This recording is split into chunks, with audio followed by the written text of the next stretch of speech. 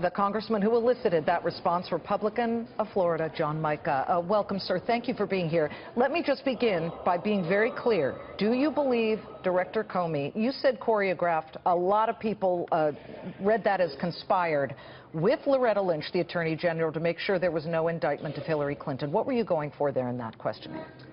Well, again, this all came down so quickly. Last Tuesday, we had the infamous meeting with the Attorney General and Bill Clinton. Right. On Friday, the Attorney General says she's going to follow the FBI's lead.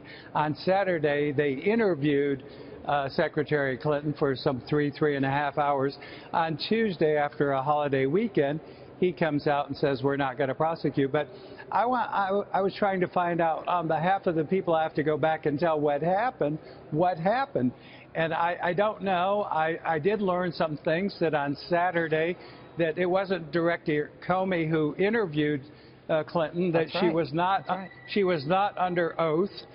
They don't have a transcript. He read a summary. I asked him how many agents were involved. He didn't seem to know how many. I said, did you talk to all of them? Because we've heard that it was sort of a unanimous FBI decision. That's the kind of spin that's been put on it.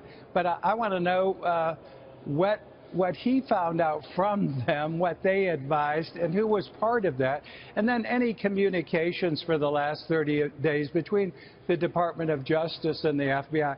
I think it's incumbent on we, the elected representatives, to find out the answers and then report back to the people. I'm not trying to be mean. I think he's an honest guy, but that's my job. They sent me here to find that information and then relay it to the public. Absolutely. I agree with you wholeheartedly. Did you believe him? Well, again, I was kind of shocked that he seemed a little bit remote from the people who talked to her.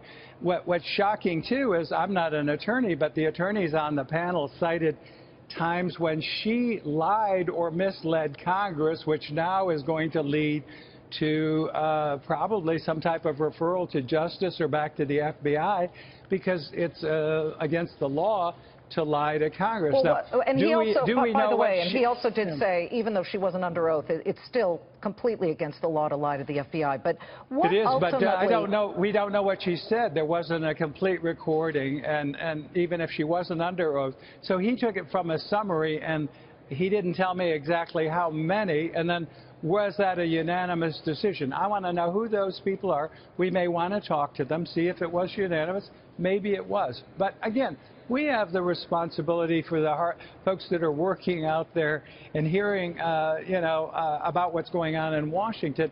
And it has a fishy smell to it. Okay, That's why we need to clear it up. What ultimately, Congressman, is the end game here? How long does this go, and what would you like to see come out of this? Well, I want the answers to the questions, any communications between the agencies. I'd also like to hear more about the decision and how that was crafted.